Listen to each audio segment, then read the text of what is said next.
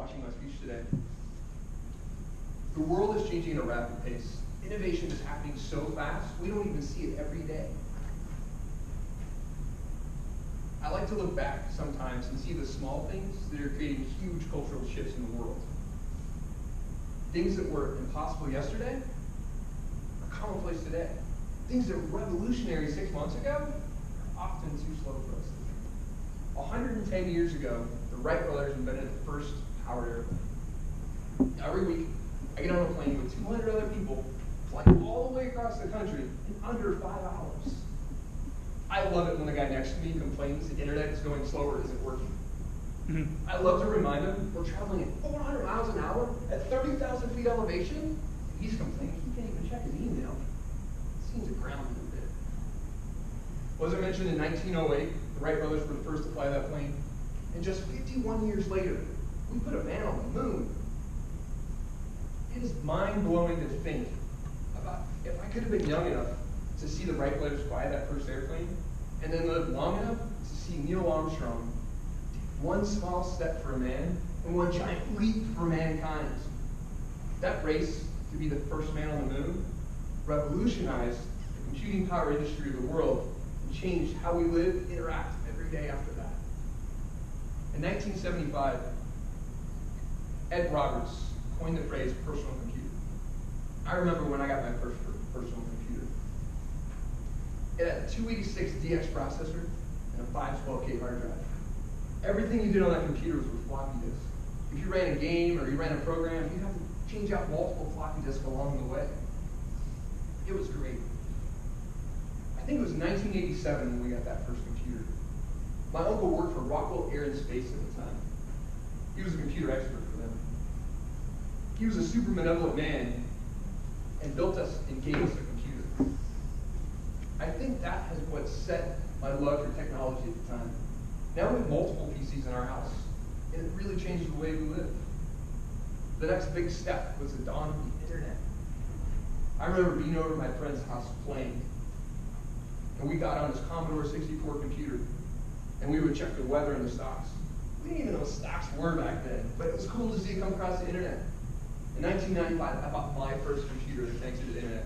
I plugged it into the phone line, connected to AOL, got on the messaging boards and chat boards and talked to people. It was so cool. It definitely changed who I was and what I was able to see. The phone lines didn't work for months. As I searched everything and scoured the internet, learned everything I could from the internet. It would truly change the way we saw the world from that point forward. Now, since we took those baby steps in getting connected, and since we started those movements into the innovation of technology, we've gotten faster processors. We've got video cards that are better. We've got bigger hard drives. That innovation continues to happen every single day. It's amazing. The next step in the world is things are getting smaller and faster, like smartwatches. The smartwatch of today has more computing power, more storage, and has a better display than the computer that I connected to the internet in 1985. The cell phone that I have, it has more computing power than the computer I learned how to program on just 18 years ago. It's crazy how fast things are moving and continue to move. Speaking about cell phones, what an innovation! How amazing are they? How have they changed the world? They've changed how we interact socially.